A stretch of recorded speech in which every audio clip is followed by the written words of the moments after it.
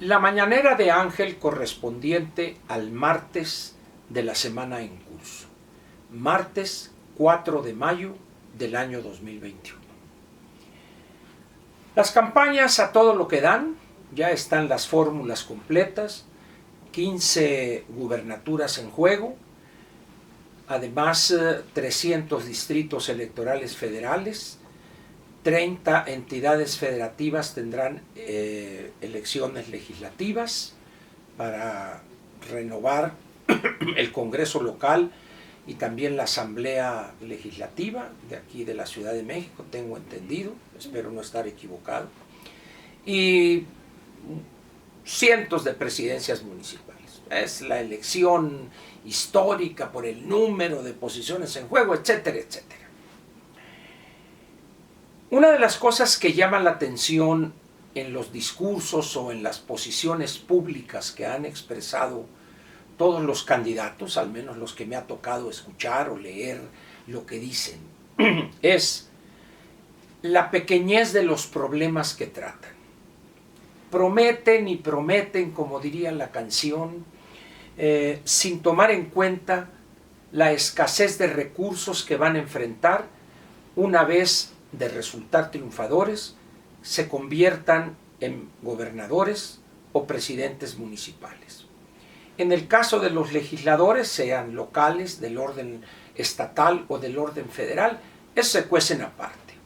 Es otro poder, no es el ejecutivo, podrán darse el presupuesto que quieran, diría el clásico, pero es un hecho que la escasez de recursos por la caída de la economía va a significar que prácticamente todas las promesas hechas no tengan la menor posibilidad de concretarse.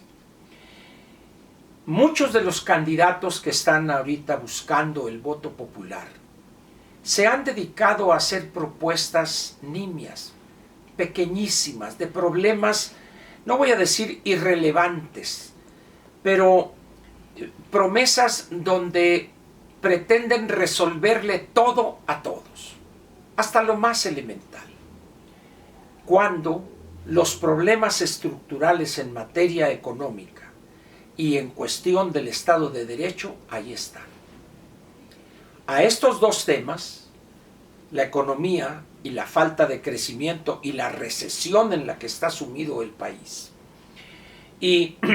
o la economía mexicana de manera más precisa, y también la casi certeza que vamos a tardar cuando menos 2 años, quizá 3, allá por 2024, fines, más o menos acercarnos al PIB per cápita de este país a diciembre del año 2018. Aun cuando otros hablan de 6 años, 10 años, para no amargarnos mucho la vida o entristecernos, diremos que para fines del 2024, para no meternos en más problemas. También está otro problema que parece que o lo desconocen los candidatos, o si lo conocieren, tendrían un pánico en plantearlo. El problema de las pensiones y su efecto en las finanzas públicas del orden federal, del orden estatal y por supuesto también del orden municipal. ¿Por qué no mencionan algo los candidatos en estos temas? Inseguridad y violencia, prácticamente nulo Estado de Derecho en vastas regiones del país. ¿Por qué no hablan del estancamiento económico y su efecto en la captación? ¿Por qué no hablan de los problemas que significa tener un sistema público de salud prácticamente en ruinas y un sistema educativo que hoy está peor de lo que mucha gente pensó todavía hace 2 años, 5 meses, al principio de este gobierno?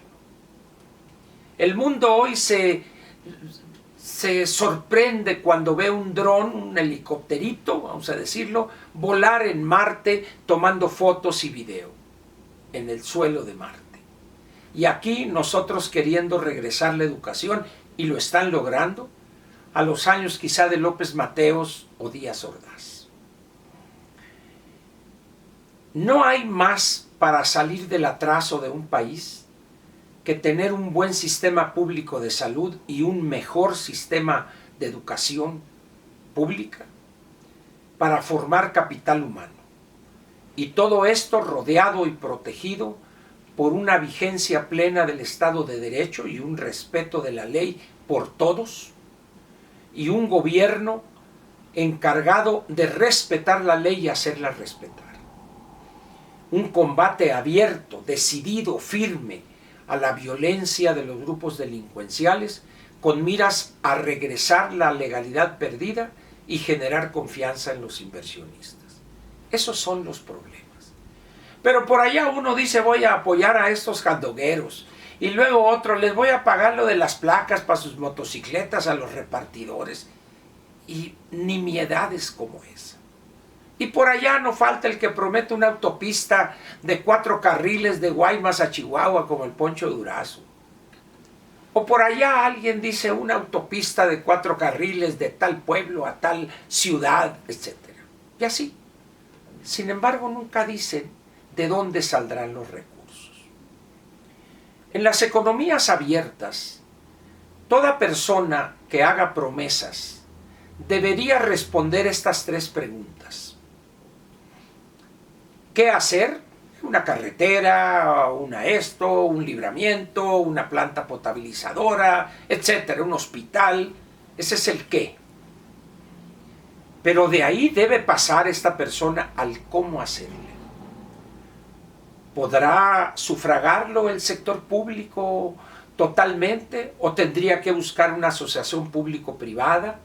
¿O tendría que entregárselo eso como una especie de concesión al sector privado y que cobraran por los servicios, como podría ser una planta potabilizadora, un libramiento para evitar la entrada de tráilers a una ciudad, etcétera, etcétera? Y la tercera pregunta es, ¿con qué haría eso? ¿Qué hacer? ¿Cómo hacerlo? ¿Y con qué hacerlo? Esas 3 preguntas en una economía abierta son fundamentales. Pero esas 3 preguntas ni siquiera las mencionan. ¿Y por qué no las mencionan?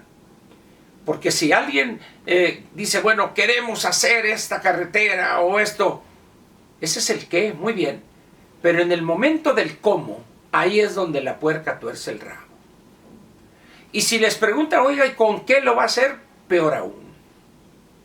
Entonces se van por esas nimiedades, esas, no voy a decir tonterías, pero decir que vamos a recuperar la economía ayudando a jandogueros, por favor. Y ahí es donde entra la elusión o la evasión de los problemas estructurales fundamentales. Y así están los candidatos a las presidencias municipales, los diputados locales desde el ámbito que les toca a ellos, que es legislar, actualizar la legislación para que responda a las necesidades presentes y futuras. Están igual los candidatos a las gubernaturas, tampoco quieren hablar de eso. No se diga los candidatos a diputados federales, porque eso es peor. Están esperando a ver qué les envía, los de Morena esperando a ver qué ocurrencia les envía el presidente López. Y los candidatos de la oposición a diputados federales pues prefieren mejor no meterse en Honduras.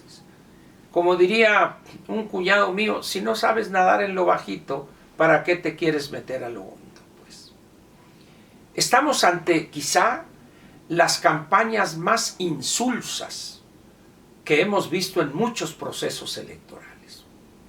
Y luego los debates, que no son debates, en el mejor de los casos serían conciertos de monólogos. Y por allá el señor este hombre que tiene más vocación de cómico, de payaso en Nuevo León, el señor García. Y luego otro por allá en tal estado, y el de más allá, el Poncho Durazo, que él no va a los debates, y acá y allá, prácticamente lo mismo. ¿Y a qué se debe eso? A que eso está, como se dice coloquialmente, mi nana para mi tata, frente a los ciudadanos. Eso de que a los ciudadanos les interesan las propuestas y ver, no es cierto eso. Nuestro ciudadano no ha sido preparado para eso. Nuestro ciudadano ha sido preparado desde los años de Cárdenas, del 34 al 40, para no pensar en esos temas, para no involucrarse en lo público. Simplemente callar, obedecer y estirar la mano. Y así son en su inmensa y aplastante mayoría los ciudadanos de hoy. 93 millones de ciudadanos en la lista nominal, pero que más parecen siervos con S que ciudadanos verdaderos, reales, efectivos. ¿Eso qué significa en términos prácticos? Que esos 15 estados, esas 15 entidades, tendrán verdaderos gobernantes que administren, que le hablen a los gobernados con la verdad de las finanzas públicas que van a recibir. Por ejemplo, si no se han atrevido en la campaña, por ejemplo, el borrego Gándara en Hermosillo, nada ha dicho de la corrupción de la gobernadora y de la familia de su esposo, de su suegro y su señor esposo, y ella también. De una pésima gobernación y de una corrupción profunda. Así es. El Poncho, ni siquiera una mención autocrítica. Bueno, no la hice bien, la regamos, la estrategia nacional del presidente, no. Todavía se ufana y dice, quiero aplicar la 4T en Sonora. Oye, Poncho, pues ¿qué te ha hecho Sonora? Y así en los otros estados. Estamos pues ante una situación donde la característica de la actividad política mexicana es, primero, la mediocridad casi en su totalidad de los que están buscando un puesto de elección popular, y segundo, la ignorancia de los temas centrales, de los problemas fundamentales del Distrito Federal, del Distrito Local o del Estado que aspiran a gobernar. Y a eso agréguele usted la cobardía cuando saben cuáles son los problemas fundamentales y por cobardía prefieren callar. Un país así puede salir adelante, puede aspirar a construir un mejor futuro, a sentar las bases de un futuro mejor para las generaciones futuras. Imposible. En esas condiciones, pues, vale la pena que escojamos bien este 6 de junio, porque lo que se va a venir después de ese día, gane o pierda el control de Cámara de Diputados Morena, va a ser de pronóstico reservado. El agravamiento de la salud de las finanzas públicas, la escasez de recursos y las decisiones absurdas, sin sustento del presidente López, van a seguir y todavía van a aumentar en número y también aumentará la gravedad de esas mismas decisiones. Por eso le pido, piénsele bien, piénsele bien. Y por lo pronto le agradezco su presencia aquí, en este espacio modesto de comunicación que le pertenece más a usted que a mí. Muchas gracias y nos vemos mañana.